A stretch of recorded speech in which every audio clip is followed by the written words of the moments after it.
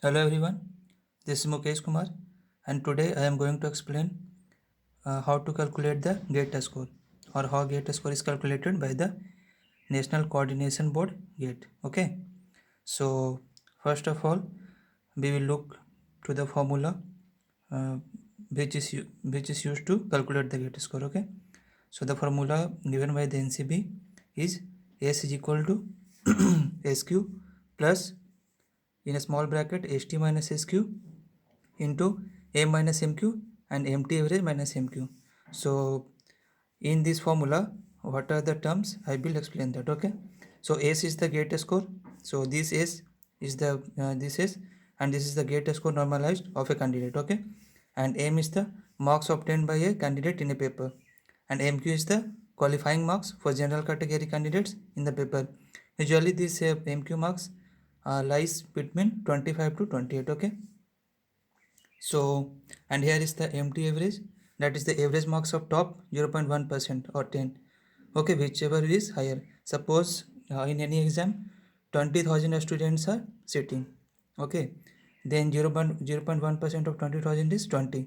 So, the students obtained by the 20 the marks obtained by the 20 students are divided by 20. First, we will sum the 20 marks and then we will divide by 20, and whatever the result will come, we will assume that as MT average. Okay, so here ST is the GATE score assigned to MT average. Okay, and SQ is the GATE score assigned to MQ average. So basically ST lies between 900 to 920 and SQ lies between 300 to 350.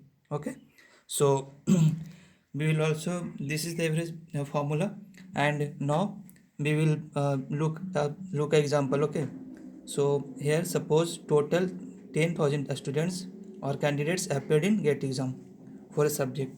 Okay, then 0.1% will be 10 students.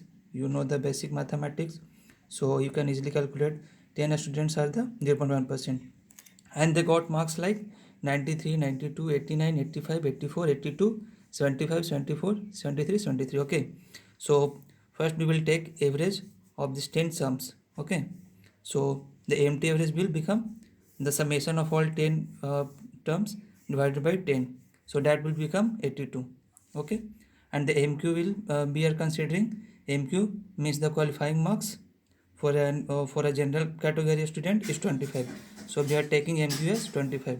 Now ST is the GATE score assigned to the MT average. Okay, so we are considering it as a 900 and SQ as 300. So I already explained these terms in the earlier page. So now we will just put these parameters in the formula. So S is equal to 300 plus in a small bracket 900 minus 300, in a small bracket 40 minus 25 divided by 82 minus 25.